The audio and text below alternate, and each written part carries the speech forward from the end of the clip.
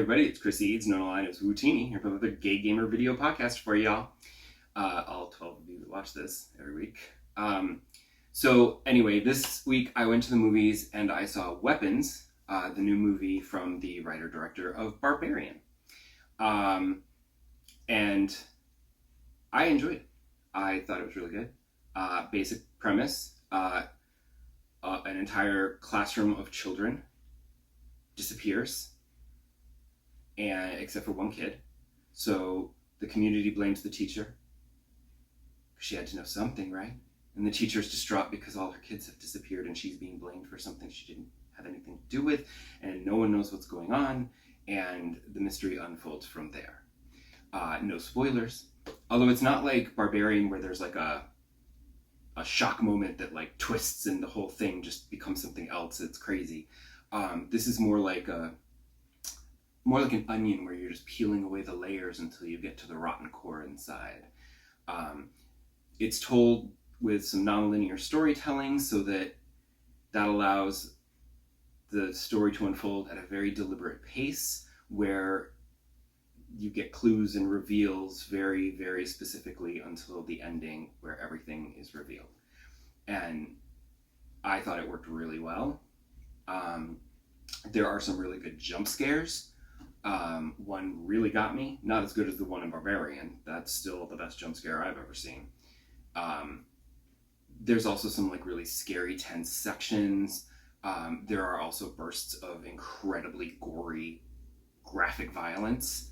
And then there's also a thread of pitch black humor running through the whole thing. Apparently I've heard some people didn't appreciate the humor and they thought the humor ruined it. Personally, I thought it was good. I like that kind of humor. So your mileage may vary, but also I felt like you needed to have that kind of black humor because otherwise everything that's going on in this movie is really kind of fucked up.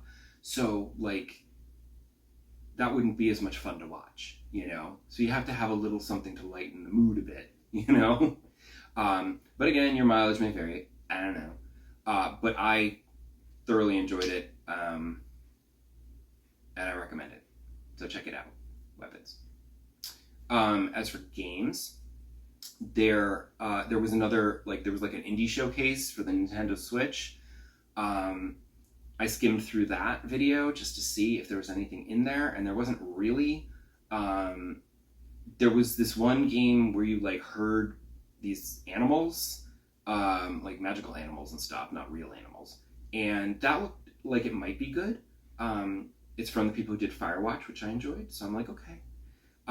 The trick with that is, will it be how realistic is the herding mechanic? Because if it becomes frustrating and annoying to try to herd your animals, then it's less of a exploring a beautiful magical world and frustratingly trying to keep them from running off cliffs and stuff, that sort of thing. So then it would be fun, but we'll see. The thing that really got my attention in the video, though, was that there's going to be some new free DLC for Little Kitty Big City, which will give you some new places to explore. And also you can design your own custom cat. So different fur and colors and patterns and whatever. And I think there's also more photo mode stuff, which is fun. But I thoroughly enjoyed that game, if you might remember from way back when I did that episode or two. It's a delightful little game, not expensive. It's very cute if you like cats. I don't like cats, but I still like this game. So I'm like, oh, it just said this year, so I don't know when it'll be out, but I guess whenever I go to play Animal Crossing or Fitness Boxing and I see there's been an update to Little Kitty, I'll have to go remember to go check it out. That'll be my reminder. I am still playing Fitness Boxing, and thankfully it started to incorporate and recommend, when I say okay, let's do a 2 exercise workout or a 3 exercise workout, sometimes it'll be okay, here's this new exercise that you just unlocked recently, because I keep unlocking things, but then I don't actually end up doing them. But now it's starting to fit those in.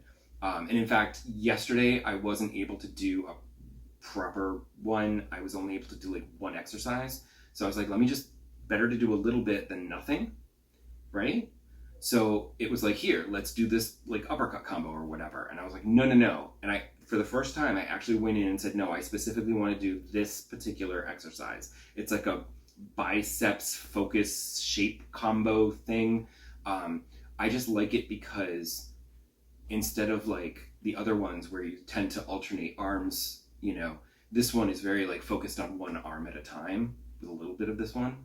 And then you switch to the other side and then it's all this arm. So you feel it because you're really working one arm at a time heavily instead of evenly between the two. So you really feel it, and I feel like it's doing something, So I picked that. And then today it gave me this other new one with like a dodge and weave kind of thing. And like it wasn't just a weave, punch, punch, weave, punch, punch. It was like weave, weave, weave, weave, and I was like, holy crap. And the pace was so fast. I was dripping with sweat afterwards. It was great. I'm still sweating a little, actually. So, yay. Burning calories. I'm trying to not be fat. I also played Disney Dreamlight Valley just a little bit here and there as I've been since the Star Path is over, but I did finish the Peter Pan Friendship Quest, and I got my little outfit and the rewards. So that's done. So now I'm really not playing much of Disney, which is fine because I'm playing Infinity Nikki.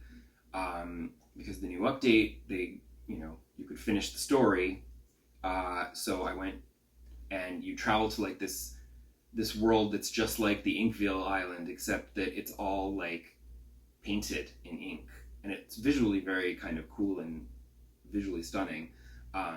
Like the real world was beautiful. This world is like painted and beautiful. And it's great. And somewhere along the way, I actually managed to do enough of the various little side quest things and errands and whatever that I actually unlocked the special outfit for this season with the Yin Yuan outfit. It's very cute, nice fan.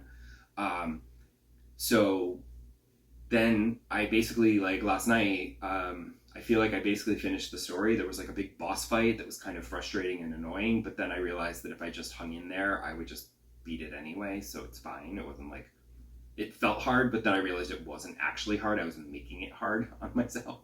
And then, it's you and the dragon, and then you're in this cat outfit. It's insane. The whole story is ridiculous. Like, it explains how Nikki knew who everybody was and everything, and it's all like, I'm trying not to spoil the story, and I don't think any of you actually play Infinity Nikki, but still, it's a good policy. The story doesn't make a lick of sense. It's all ridiculous and crazy. And I thought it was the end of the story, but then it's not, and I think that I still have something else to do, but I think that this is just like a little epilogue kind of thing, maybe. We'll see. I don't know. I also played a little bit of Dragon Age. I did this whole companion quest with Balara at the Elven Ruins, which were gorgeous. And that was exciting and thrilling and dangerous and whatever. And then I got a little bit of flirting in with Davern, so that was nice. But at the end of the week, I said, no, I'm going to play that demo. Remember the demo I keep talking about and I never play? I'm going to play it. Because I downloaded it, like, I don't even know how long ago, like whenever that PlayStation presentation was, like 2 months ago or something. And one of the games that they presented was Cairn, which I was like, oh, that looks interesting. Like, I like the art style, the kind of like cel-shaded Mobius kind of looking illustration.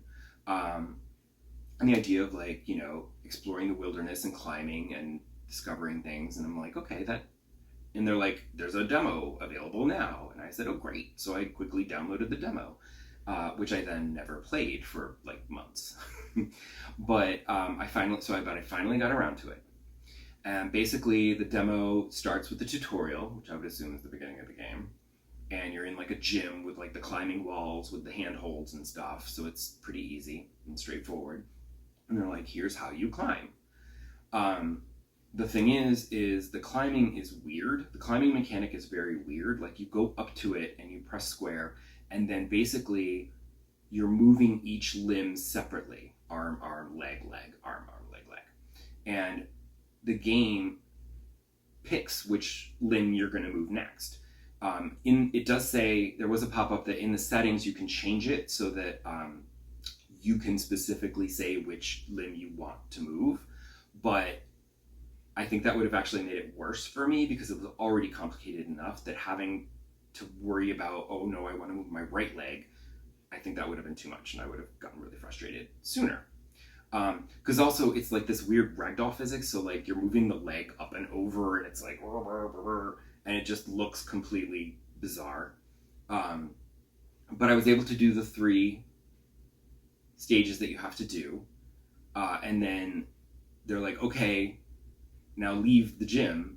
The back of the gym was an entire wall of actual rock that you have to climb, and that's where you have to say, okay, well, that looks too smooth, but that has a lot of handholds there. I can climb up here and then over here and then there. You know, that kind of thing. Like you can kind of scout it out and map your trail where you want to climb.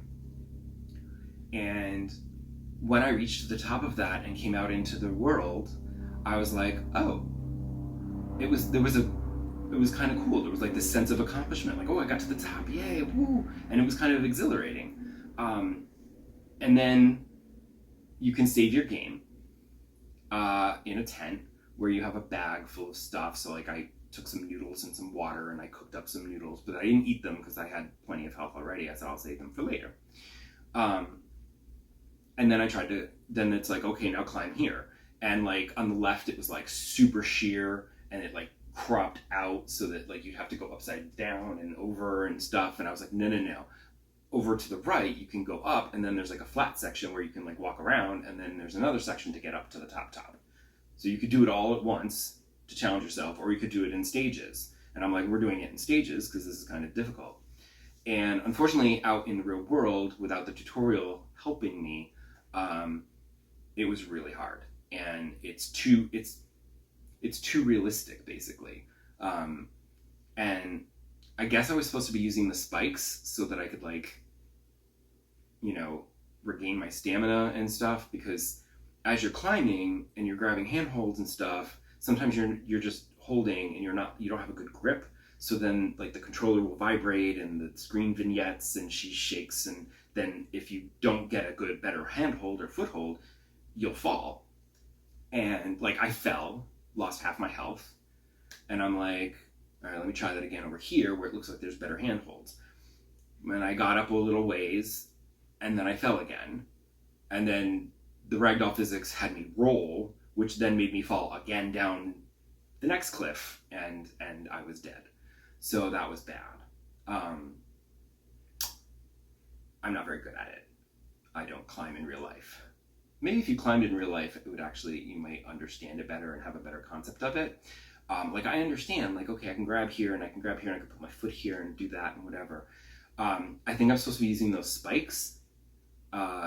Then maybe I wouldn't have fallen to the ground. I would just fall on my, and the spike would like hold me and I wouldn't fall all the way, and then I could pull myself back up to the spike, which would be like a kind of a safe point in the middle of the climb. But the game didn't really help me. After the tutorial, you're on your own. So I had no idea what I was doing. And then like, I just kept falling and I was like, this is hard. And there's also no like visible stamina meter, like, like in Zelda where you're climbing and you're like seeing, oh, I'm not going to make it. And then you jump down and you don't have any way to fly down. You fall. That's it. So